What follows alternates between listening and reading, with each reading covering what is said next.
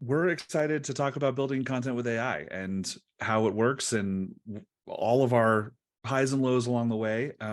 As Travis mentioned, Verblio builds a lot of content, 100,000 plus pieces in a year. And so we are hard at work trying to figure out how on earth that should go in the world with AI.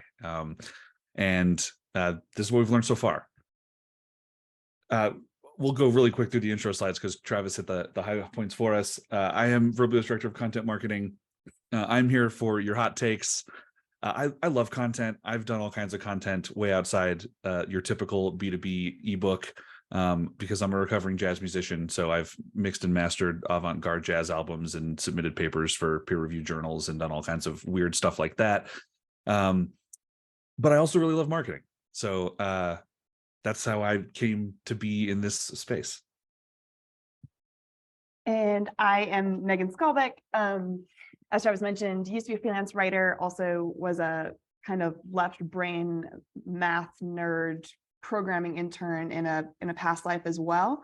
And I was doing content. I was a freelance writer for some of our Verblio clients, as well as my own private clients for a few years. I eventually joined our team, internal marketing team, and about 6 months ago, Verblio decided that my entire focus of my job now switched to AI and figuring out how we should be using it within the company. And so that's been it's been a fun ride ever since. Just so that we're really clear right up front, the goal here is to talk about building AI content at scale. Building content with AI kind of onesie twosie is a totally different animal. And there are a lot of workflows that might be a great choice for that, and even tools that are a great choice for building an article or two at a time that we kind of had to immediately discard because we're talking about building lots and lots and lots of content. At the same time, the goal here is to show you everything we did and what we've learned from it so that you can do it yourself. Full disclosure, yes, we sell this, but that's not what we're talking about in this webinar. We're here to show you what we did so that you can learn from it.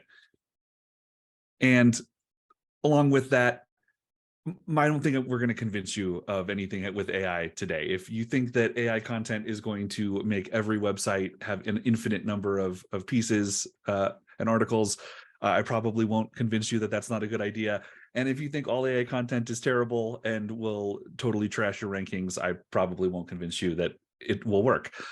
If I convince you of anything, I hope it's that figuring out the best use case and the best method for hybrid content was a lot of work, and we struggled with it, and we think we've ended up in a pretty good place. So without further ado, you probably have a lot of questions. We're going to answer some of these. Can Google detect AI content? I have an opinion. I don't have hard facts for you on that one. What kind of hybrid content have we been building? We're totally going to talk about that. The AI State of the Union, very timely this time of year. It's not the future, it's already here. You already know this. It is white hot right now. It's everywhere. It's especially all over your LinkedIn feeds. I particularly like this one because we have someone screenshotting a different person's Twitter thread and putting it on their LinkedIn and getting 1,300 engagements. That's how hot AI is. You can just blatantly plagiarize and get a lot of internet friends. We also, I'm sure everyone here has a ChatGPT account. You can write a haiku. I asked it to make French onion soup. Disagree with that recipe, by the way. You cannot caramelize onions in 30 minutes. And we've all heard the doomsday scenarios. Fun fact, this is an AI-generated image, and I Googled it. I Googled AI image apocalypse. So if we don't think Google's going to find a way to monetize that use case, right, you're in the wrong place. We've all seen these doomsday scenarios. This one is particularly horrifying and also a little amusing to me. This is not the use case that ChatGPT was designed for. Asking one of the most subtle, nuanced questions in all of ethical theory. Of course, ChatGPT does not get this right. Also, this is just horrifying. The other doomsday scenario we see a lot comes from creators who have a very vested interest in AI content being terrible, and they have all kinds of examples of AI content being terrible. And it's true, freelancers can provide something that right now AI can't, a human touch, the ability to really deeply understand an audience, to tell a clear narrative across long form content, right? These are things that AI struggles with that freelance writers do a great job with. And so the examples of AI really struggling are out there. They're everywhere if you look, but that's not necessarily the whole story.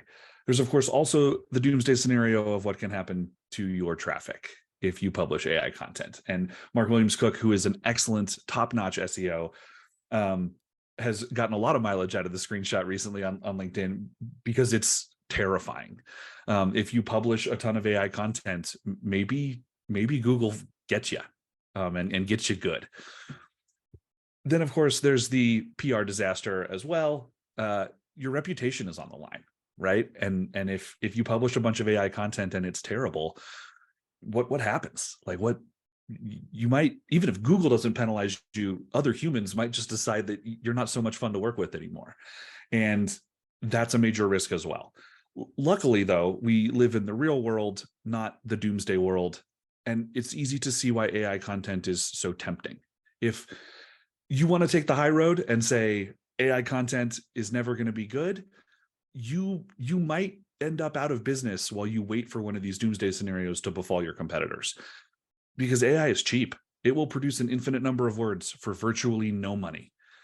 It will do it at any time. It will do it at any place.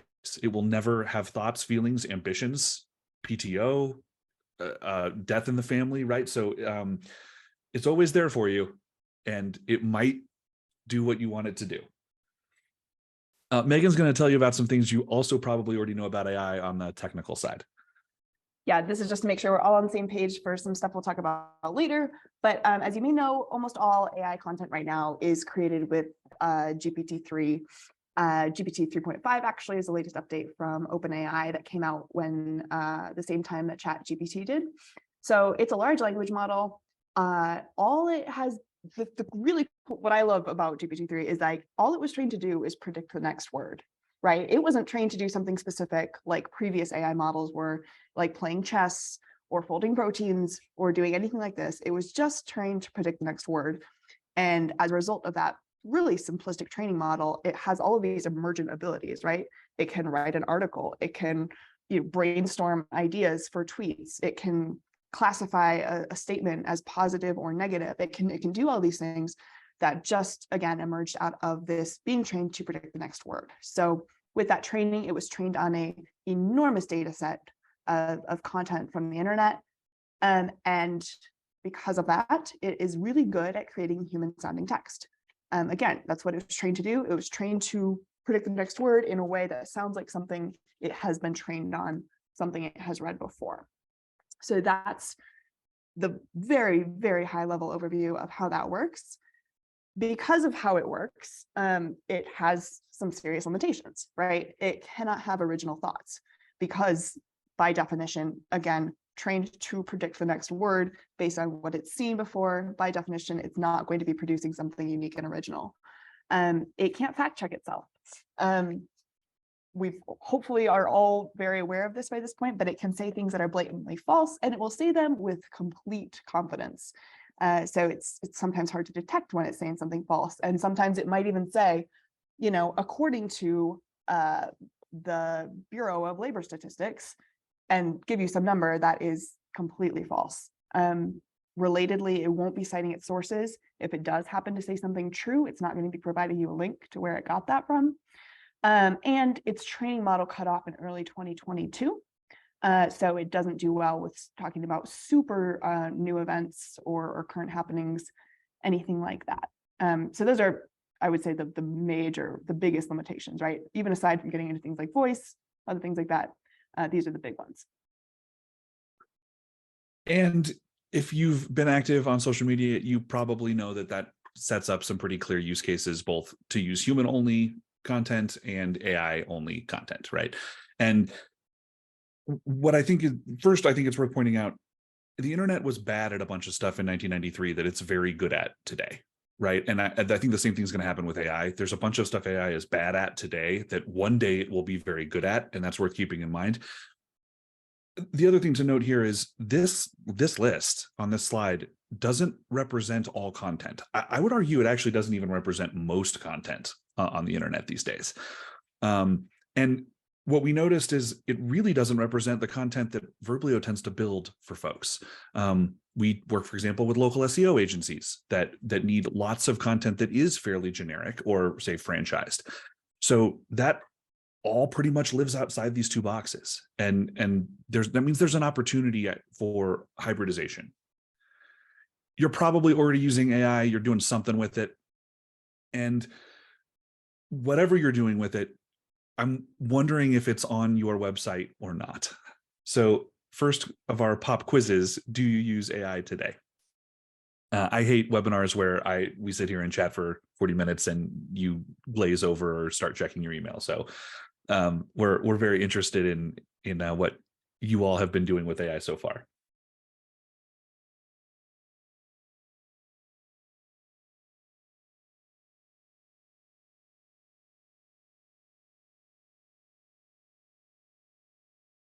I'm seeing some yeses in the chat as well. So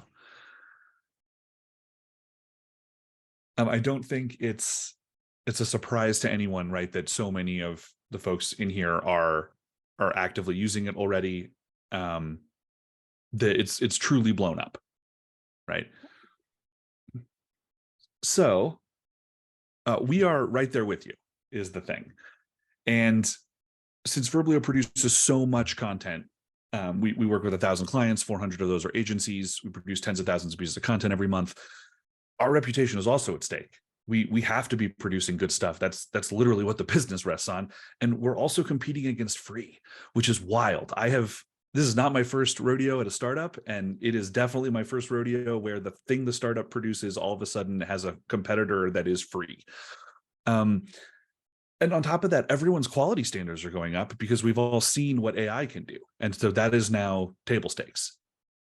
Full disclosure, I think that's a great thing for the world. There is plenty of bad content on the internet. So if everyone's quality standards are going up, that's just fine with me. We have to figure this thing out. And in my opinion, this is the hot take part. This is where the hype train fails. This is where all of your LinkedIn carousels about how 99% of us are doing something wrong don't actually deliver any useful value. None of those carousels talk about how to build thousands of articles in a way that still produces something that's high quality.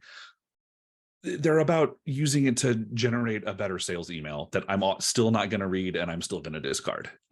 So how many of the last 10 pieces that you built delivered on those promises that of quality, right? And so we're in the same spot. We want to have our cake and eat it too. Thank you, Google, for ruining every great eating pun in every presentation forever. And we said, what are we going to do? We got to work. We had to figure this thing out. And so we decided to give AI the benefit of the doubt and try to use it to build content and see if it was good enough. Then we'll try to edit it. What happens if the AI builds version 1 and a human comes in and fixes it? That didn't necessarily work either. We'll talk about that experiment in a second. Then we started solving for hybrid, and that's where Megan is going to show off all of our work there. We had to identify use cases. We had to figure out how to do it at scale. And then we had to talk about AI detection. And that's the last thing that's where we're going to kind of wrap things up today. We're going to actually pull some numbers for you and show you what detection tools are saying about our hybrid content. So the first step, are the AI writing tools out there today actually good? And I'm going to turn it over to Megan here. Yeah, so we did a lot of testing with a lot of different AI tools, more than just the ones on this slide even. And we gave them a very kind of fair shake, and were disappointed more by some than by others, but to an unreasonable degree with all of them. And I'm curious, I noticed a few of you dropped this in the chat now, but we did want to ask to learn specifically what tools y'all are using and which ones you've tried.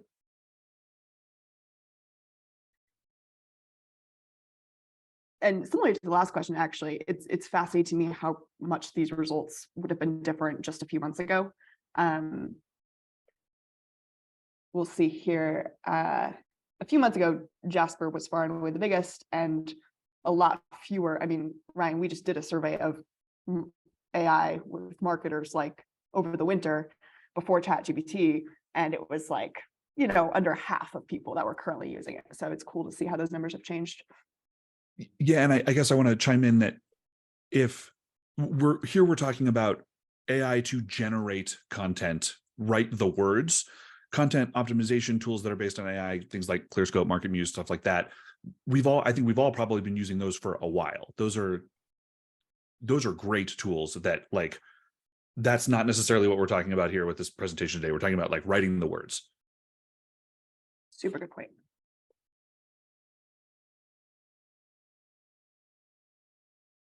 Yeah, not surprised. Travis, can you share the results? Yeah, right now it is around 80% ChatGPT, and then followed by Jasper, Copy AI, and then other. Cool. Fascinating. So I'm going to share just a couple examples from our testing with these tools.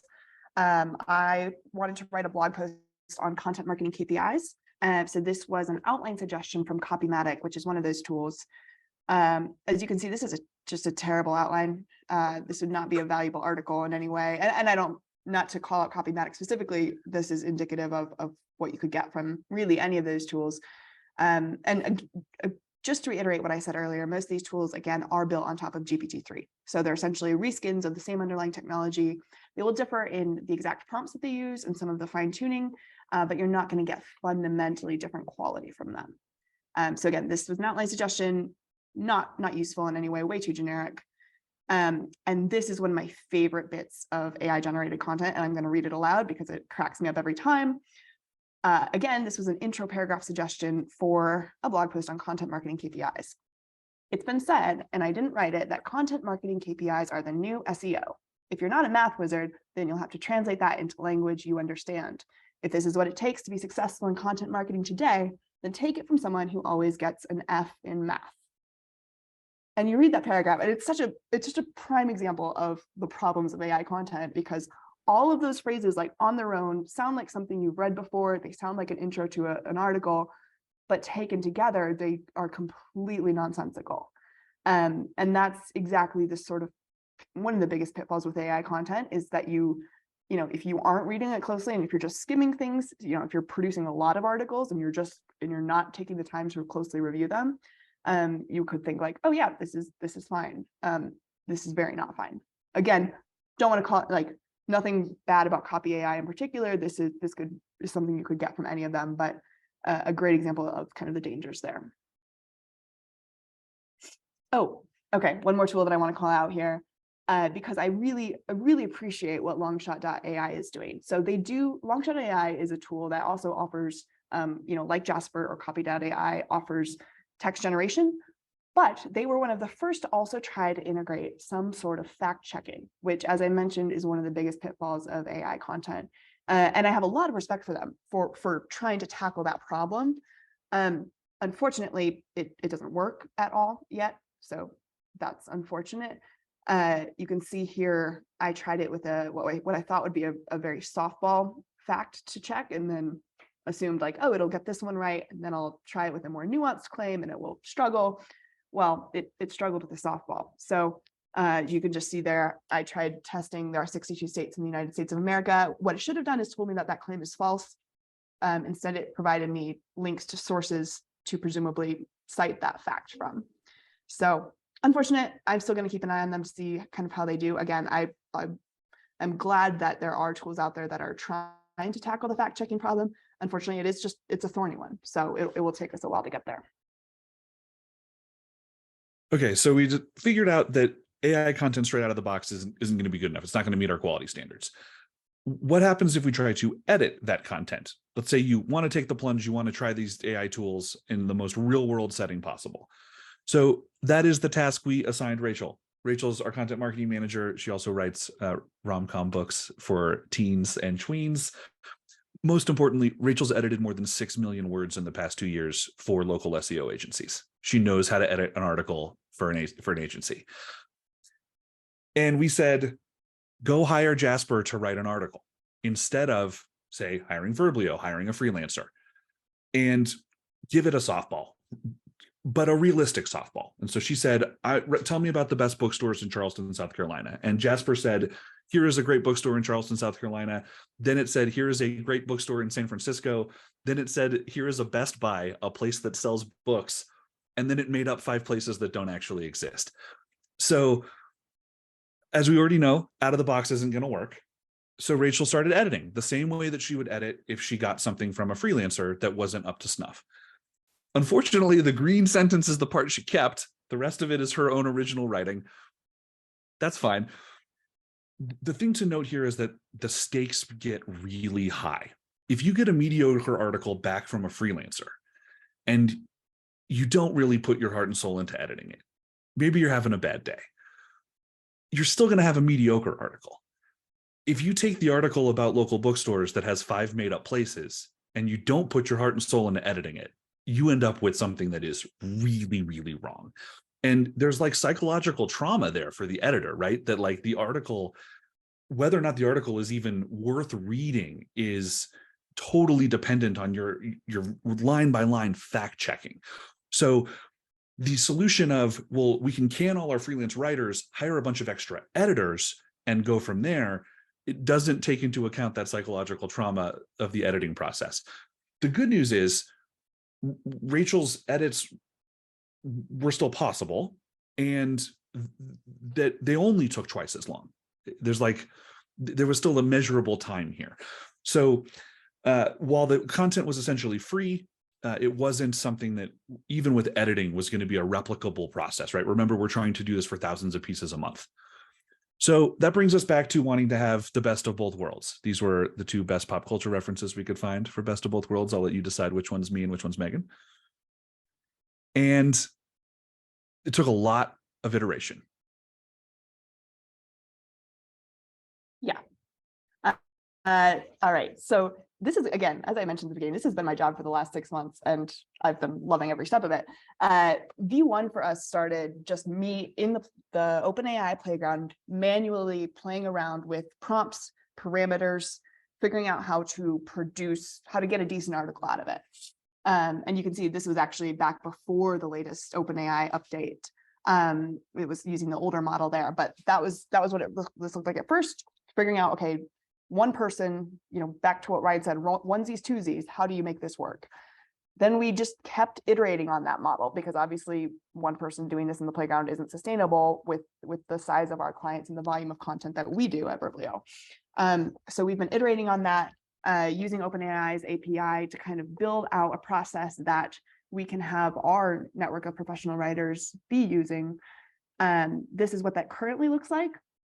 So we actually use an Airtable interface. And then there's a whole lot. We've changed the interface for the writers. We've also changed so much on the back end to get better results for different clients, different content types, that sort of thing. And this is what it looks like currently. This will keep changing. We already had some massive changes to it just in the last couple of weeks, and we'll continue to do that. I want to, for anyone thinking about experimenting with this on their own, I want to share just some quick learnings that I found, hopefully save you some time. I mentioned experimenting in the playground first. That is far and away the easiest way to figure out a process, a combination of prompts and parameters that works before building it out in the API. You'll just save yourself a lot of headache there. The Text DaVinci 003 model is the latest and greatest from OpenAI. Again, that's based on the GPT 3.5 update. A couple things about prompt engineering. Providing a sample of what you're looking for is much more effective than describing what you want. So if you give it a sample article, or you even just give it maybe the first couple sentences of an introductory paragraph to get it to emulate your voice, that's going to be a lot more effective than just trying to describe your voice to it. Remember what it was trained to do. It was trained to predict the next word. Make sure you're giving it enough context to do that accurately. Keeping your max tokens low, that is a setting that you can play with in the playground as well as in the API that limits the amount of text that it will generate at one time. And what we found was that keeping that low kept it from going off the rails. Because if you let the AI go for too long on its own without some human intervention to guide it and steer it, it's going to devolve pretty quickly, whether that's talking about nonsensical things. You'll be more likely to run into spelling and grammar and punctuation issues. Sometimes it just decides punctuation is like not a thing after about 600 words. So would highly recommend that. And also tiny details really matter, especially when you're working with it at scale through the API. The number of times that our CTO and I were on a call trying to figure out what was going wrong. And it was, I kid you not, the case of an extra space in the prompt or an issue with a word being capitalized versus not. It's funny in retrospect, it was so frustrating at the time though to figure this out, especially when you're used to working with code that, does the same thing every time. When you're working with large language models, they're probabilistic. You're not going to get the same results every time. So even trying to troubleshoot things is a whole nother level of frustration. I also want to call out getting it to write a certain number of words is something that AI is not particularly good at. And so our solution, what we found really works best for that is to make your outline a lot more granular and include a lot more of the sections than you would if you were giving that same outline to a human writer. Again, this just goes back to really providing guidance for the AI.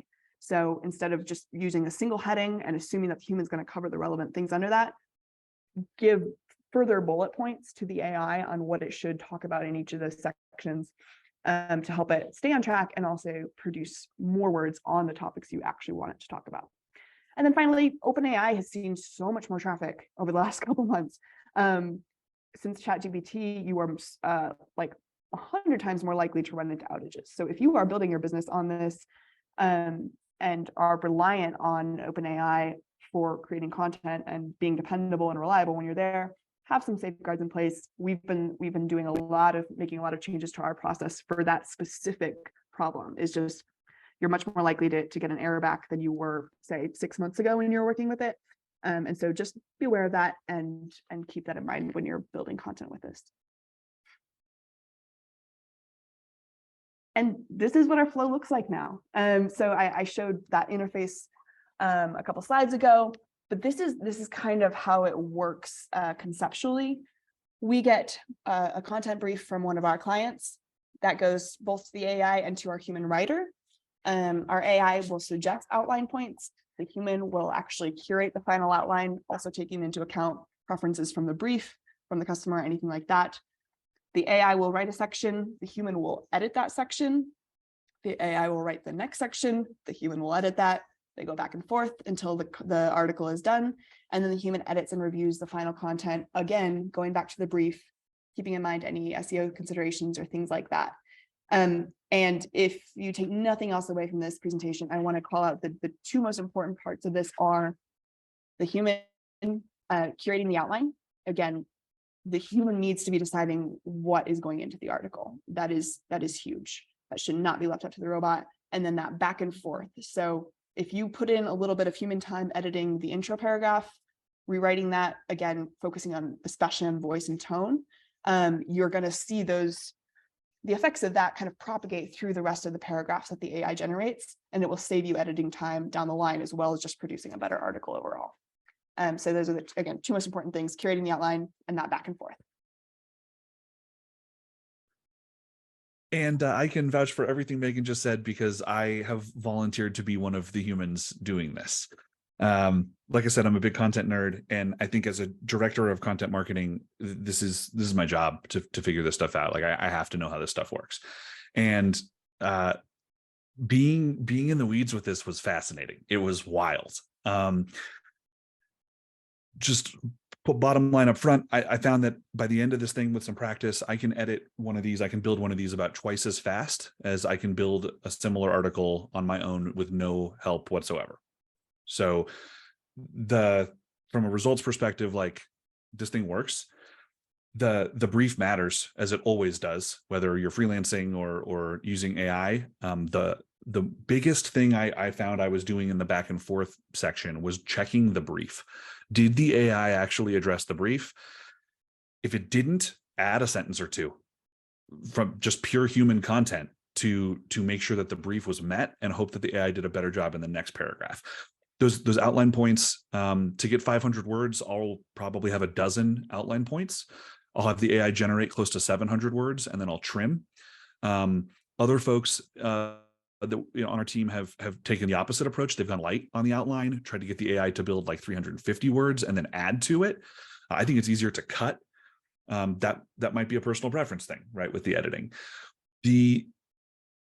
that back and forth Megan mentioned is so important, because the AI very much takes that into account. If, for example, one of the clients we built this stuff for really wants short sentences, doesn't ever want long sentences in their content, the AI has a tendency to write run-on sentences. So by clipping those and breaking them up in the first 2 paragraphs, by the time the AI is generating paragraphs 3, 4, and 5, it writes in shorter sentences. It is smart enough to do that, but it wouldn't have done that if I didn't go back and edit it paragraph by paragraph as we were building it.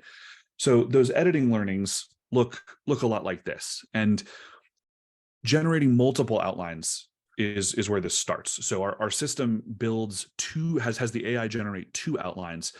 I cannot think of a single, I've done dozens of these now. I can't think of a single time when I used bullets from only one of the pre-generated outlines.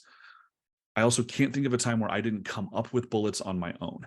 So I'll pick a few bullets from one of the AI suggested outlines, a few bullets from the other, and then add a few of my own, and then have each of those represent a paragraph that GPT is going to generate for me. And then, as I mentioned, build more than you need. The other editing piece, I often found myself synthesizing paragraphs. The AI has a tendency to think that a sentence and a half is worthy of its own paragraph. But if I take 2 or 3 of those, because I've generated more outline points than I need, and combine them, maybe with a sentence or 2 of my own in the middle, I'll end up with a paragraph that sounds pretty good. And then fact checking. This is part of the editing process when you're working with AI generated content. It has to be. And I Googled. It's exactly what a freelance writer would do. So no shockers or surprises there. That got us into a place where we needed to scale this thing and figure out how to use it to build a lot of content.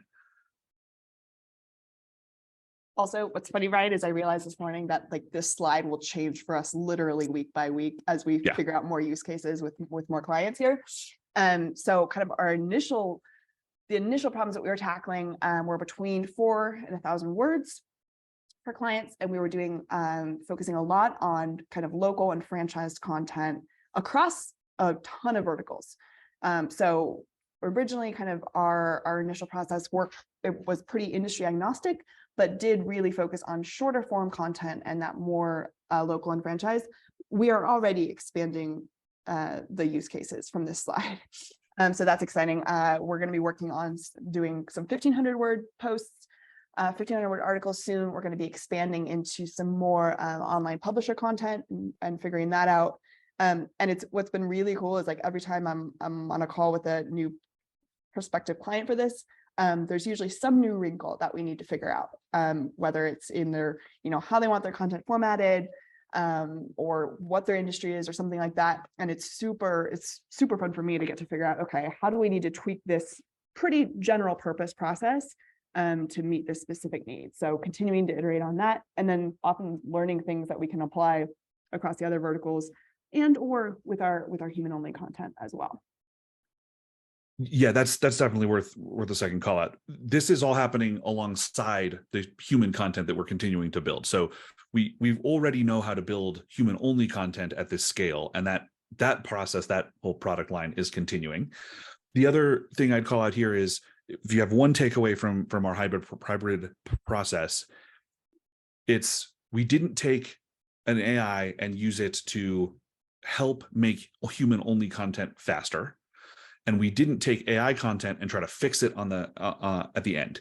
This is totally intertwined, and through all of our experimentation, that is like the thing we just keep coming back to over and over and over again. You get the most bang for your buck when you go back and forth. So if there's one piece of the like AI assisted world that you take away, I'd say it should be that. And a quick interjection, Ryan and Megan, we have a question that keeps kind of popping up. Is some clarification around what you mean by editing paragraph by paragraph. Yeah. So what I alluded to earlier when I mentioned only having the AI generate a bit at a time and not letting it write a full article at once. How we build our articles with this process is we essentially feed the AI kind of one outline heading at a time. And so what it does is it will write the intro and it will return that to the human writer. The human writer will edit that intro and then add the next heading. And the AI will then write that next section, return it to the human. The human will edit that next section and then continue on through the article. So again, as Ryan mentioned, if you make edits for shorter sentences or something like that, or again, to change the voice early on, the AI will then have those changes to use as it's writing those later paragraphs. But that's how we're building this, is kind of one basically outline item at a time. Does that clarify that, hopefully? I can give you an example. So buyer beware how to avoid window replacement scams. I was the editor on that piece. And so I had it write an introduction about window replacement scams. Then I edited it because the intro was pretty bland. Then I had it write a paragraph about what are window replacement scams. Like like many millennials, I continue to rent a townhouse instead of owning a home. So I don't know what a window replacement scam is. But like a freelance writer, I needed to find out. So I had it write that paragraph. I went and checked. Then I went and fixed that paragraph. Then I had it write about tactics in window replacement scams. So I had it write a paragraph about high pressure sales tactics. Then I edited that. Then I had it write a paragraph about fake short-term warranties, right? That are another form of window replacement scam, right? So literally back and forth, one paragraph at a time, editing at each step. But when you're only editing 100 words at a time, as an experienced writer, that was pretty quick, right? I didn't agonize over those 100 words for 10 minutes. I spent 90 seconds and was like, great, fix that, move that, done. Generate the next thing. And to Matt's question, just to clarify, yes, we're sending back the full edited article as the prompt for the AI to generate the next piece. As you can see, thanks for that. As you can see, these other titles, this is pretty standard content, right? These look like articles that appear on the internet, and they don't look like thought leadership, and they don't look like something that a content mill is going to spit out with any kind of quality. So producing these kinds of things at quality is our bread and butter, and it's something that has really worked well with this hybrid approach. So before we run out of time, results. This is where I wish I had 40 slides of beautiful Google Analytics screenshots to show you. We don't. In part, that's because the content's very new. That piece that was on the last slide about window replacement scams, I wrote 2 weeks ago. It hasn't had a chance to rank yet. The other piece of that is we don't have access to our clients' search console and analytics data. Like, that's just not something that we have access to. It's something that we're working into some agreements. So my hope is that one day we get to share those graphs with you, but not something we have today. Megan, what else is there to say on that? I mean, yeah, we don't have the results for our human-only content either. Again, for the reasons you said, we work with agencies. We don't have access to their clients' data, unfortunately. We did learn a lot though, and some of what we learned had to do with the team. And so Megan, I'll let you cover this stuff. Yeah. So with one of our first beta clients for this, actually, they actually worked with us on this project because we provided them samples through this process, and it was better than what they were currently getting from their human-only content vendors. So that was the kind of the first major qualitative win for this. It was like, okay, we are producing something better than what people might be getting from other vendors or freelancers. At this point, we have a few dozen of our writers and editors trained on this process, and that is significant because this is different than a normal writing process, right? Even already among freelance writers, they recognize the difference between being a writer and being an editor, and this is requires some very specific editing with attention to a few key, really important things like fact checking, ensuring that the article actually makes sense logically, things like that. So at this point, we've got quite a few trained on that, and we're adding to that pool every week as we scale this up. On the efficiency side, as Ryan mentioned earlier, the average article takes about twice as fast through this process. The other exciting piece for us and for anyone who's ever worked with freelancers is we've had every single piece completed on time, which again, we're doing hundreds of pieces every week just for these few clients right now. So that's a big win for us. And that last bullet point, I want to explain what we mean there. Our writers have reported that instead of spending the majority of their time simply getting words on a page, they're actually spending more time on really improving the quality of that piece. So they're able, because they're not just spending their time on some of those more rote pieces of, again, getting the basics, the bare bones of an article, they're actually able to put more time into doing things that only a human could do.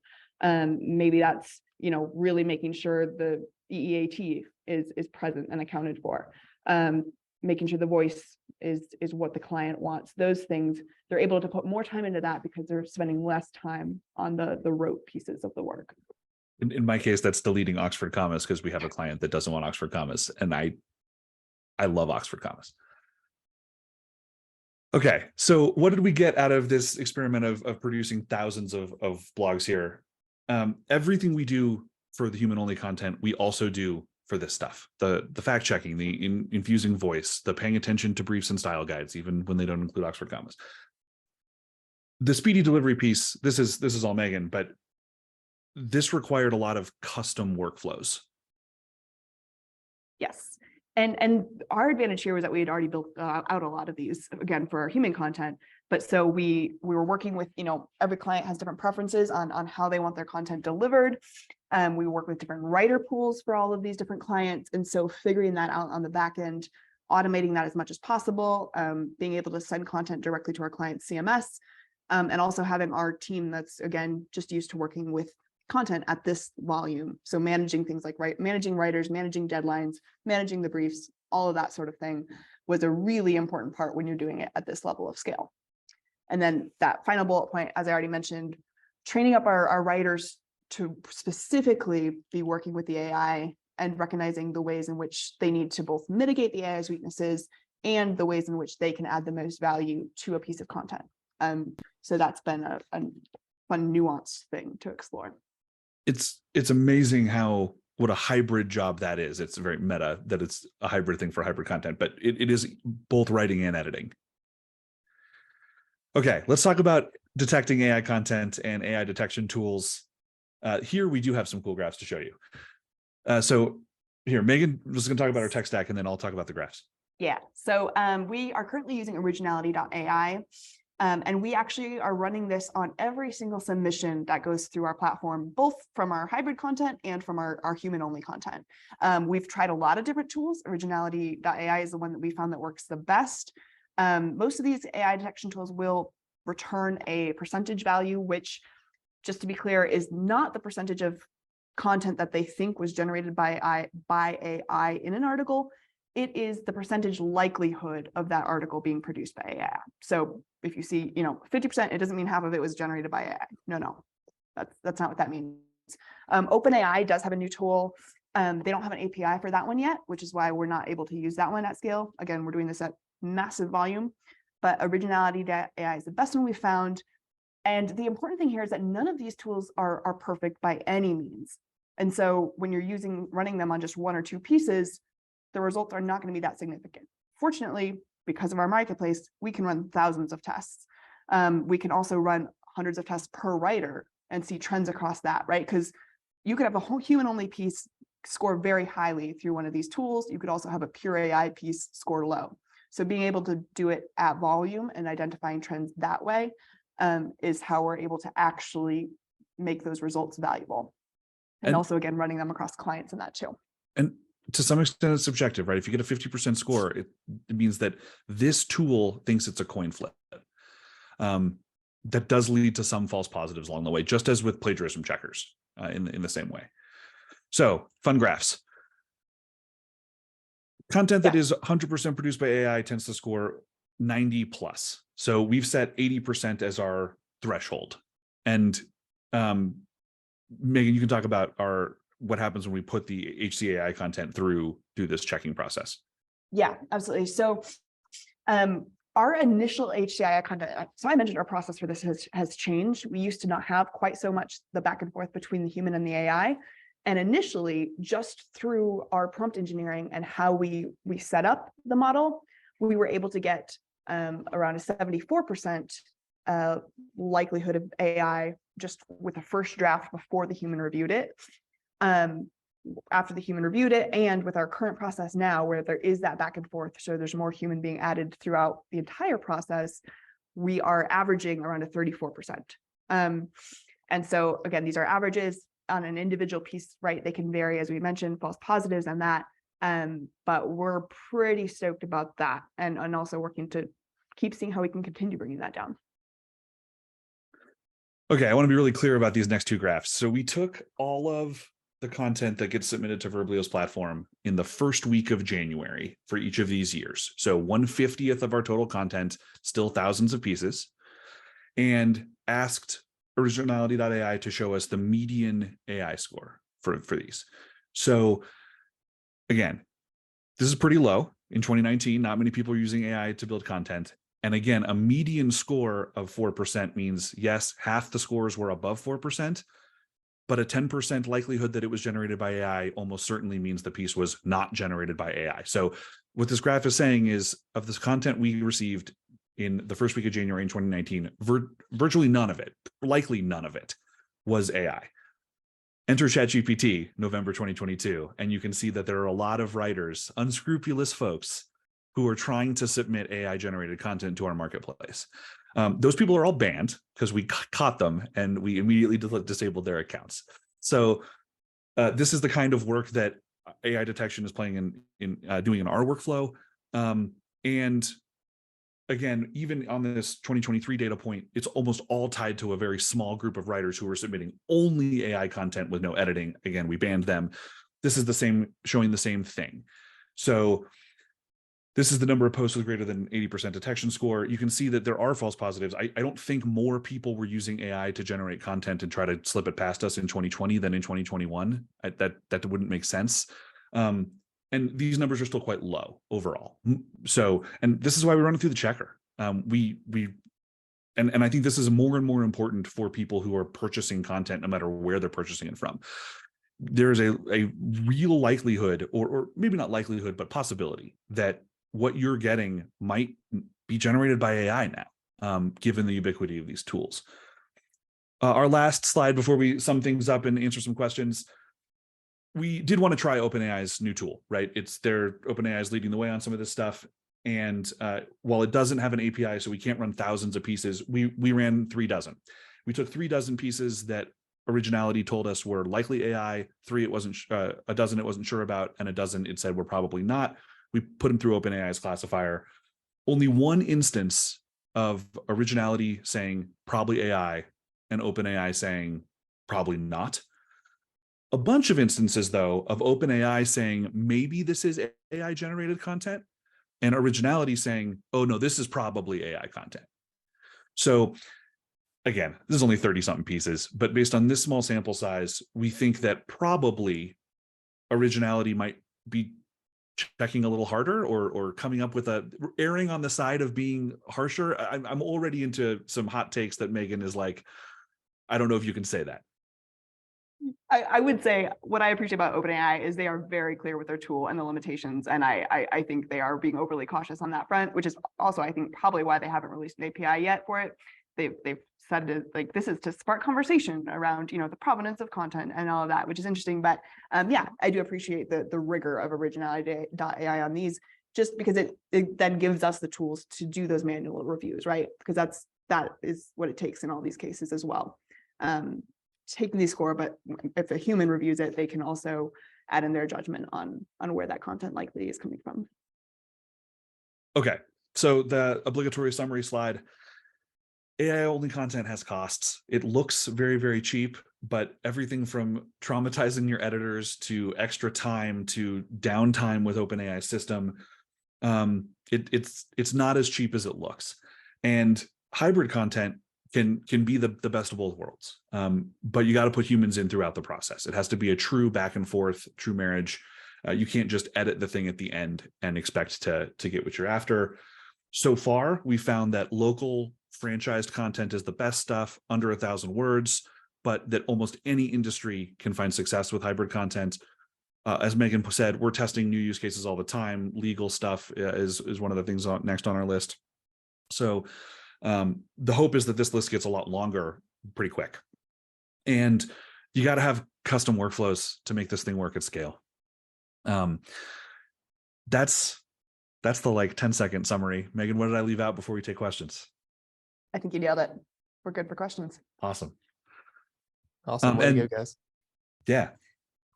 Yeah. So the first question is, how do you handle the need for subject matter experts to know what you're talking about, like in the outline and how you talk about it? Yeah. So this is something we kind of had already solved with our human-only content, which is just we have a very large marketplace of writers with industry expertise in dozens of just for different industries. And so we're able to pair our clients with the writers that are familiar with their subject matter. Awesome. Cool. And then we got another question.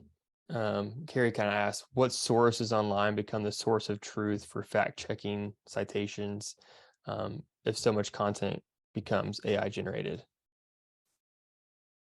That's a great question. I think that in the long term, that's going to become a bigger problem. For now, when I'm editing this stuff, I'm looking at the same sources I would look at if I wanted this information myself. I actually, in one of the pieces I edited, I added a link to the Mayo Clinic. Like, I was like, that is a trusted source and relevant. Cool. And then another question from Jeanette: how do you get around that AI can't cite sources? I'm assuming you just add them at the end after the content's already been completed. Yeah, that's in the human step, because again, a human needs to be checking any claims that the AI is making anyway. And so as they're checking those claims, they're able to add in sources for referencing those claims. But again, that is definitely a purely human piece at this point. Would love it if we could figure out some way to automate some of that work, but at this point, it's on the human checklist. Awesome. And then one of the questions came in about the tweet that showed the screenshot of the Google Search Console dashboard where they just had a significant drop in traffic. They're kind of asking, what do you think happened? So my understanding with that screenshot is that there was that Mark Williams Cook was working with a client who batch published like 10,000 pieces of AI content, and within a couple weeks, everything crashed to zero traffic. Like, Google clearly penalized that website. I would honestly recommend connecting with him on LinkedIn and asking more about that specific use case, because he's great at this stuff. And he can also cite, I know he's also cited examples where he's published large numbers of pages in the past and not been penalized, which is what led him to believe that the AI content was the culprit there. If he as an SEO did the same process and the only variable was who wrote the content, then it makes sense. Awesome. And this is actually the last question, another question from Jeanette. She asked, what can you tell about the content that is being detected as potential AI? I think she's kind of talking about the writers that submitted content to Verblio and you removed them from the platform. But was there something that could have stood out, or was it just you weren't asking for AI content and they submitted AI content? For us, it's important that if our customers are paying for human-only content, that's what they're getting, right? Our hybrid solution we offer, it is cheaper than our human-only content. And because it doesn't take as much time to produce. So for us, it's just a matter of, honestly, reputation and brand risk and quality there of like ensuring that, okay, again, our customers trust us to provide human-only content. And we are very clear with our writers as well that that's what we expect, simply because in most cases, if they're submitting AI content, it simply isn't meeting our quality standards, right? It's not necessarily about the AI per se, but we've seen that this AI, when they're generating AI content on their own through Jasper or another tool, and not going through the process that we've kind of built out that we've identified as actually creates quality content. If they're not doing that and they're just using these tools on their own, often the quality just isn't there, regardless of how it was produced. Cool, helpful. And then this actually might be the last question. Vera sent in, what's a typical turnaround time for this type of content? I know, Ryan, you said it cuts your kind of delivery time in half. But as far as like how many hours specifically do you kind of see saving from using AI content? I saw this question in the chat too. So a 500-word post about window replacement scams for me was 45 minutes to an hour before, and now it's 25 to 30 minutes, which is pretty quick. It helps that the brief is systematized. And I saw that question in the chat too. Megan, can you say a couple things about how we're structuring the brief for the AI? Yes. So currently we're getting our briefs from our clients, and those vary, right? We haven't standardized those. We haven't, forced our clients' briefs into any set format. What we're providing the AI is we're providing a few key pieces of information about the business, and we're providing any sort of guidance that they have on the outline or that. But a lot of the details in the brief will be up to the human writer to incorporate. So if there are SEO preferences, if there's other formatting preferences, if there's things, we've had clients who say, okay, I want an article on this, but don't mention this. Maybe in the case of a roofing contractor, they don't want to mention a certain type of roof that they don't provide. You can't tell the AI not to talk about specifically like that. So that's where that human comes in. So a lot of the brief is up to the human. There are some just key standard pieces of information we pull out of that around like business type, geographic location, things like that, that for the most part, we just take what the client gives us and give it to the writer. And so curating that outline is part of my 30 minutes. That is the thing that I've gotten fastest at. The editing kind of is the editing, but I'm much faster at picking and choosing outline points than I was the first article I did. Wow, that's awesome. Well, thanks everybody for taking time out of your day to join us, and definitely big thanks to Ryan and Megan for delivering such an insightful webinar. Please give them a shout on LinkedIn. I'll drop their profiles in chat. But Ryan, Megan, do you have anything else to add before we give everyone their time back? This was a blast. Thanks everybody for showing up, for listening, and by all means, check out our other AI related experiments. And yeah, connect on LinkedIn. We'd love to chat more about it. Awesome. Yeah, I can talk about this all day. So thanks for that. Now, before we wrap this up, don't forget to share, like, and subscribe so you don't miss out on more great content from the industry's best SEOs, content marketers, and content strategists. The ClearScope webinar series happens every week and helps SEO content creators of all skill levels advance their knowledge. Hope to see you. Tune in next time.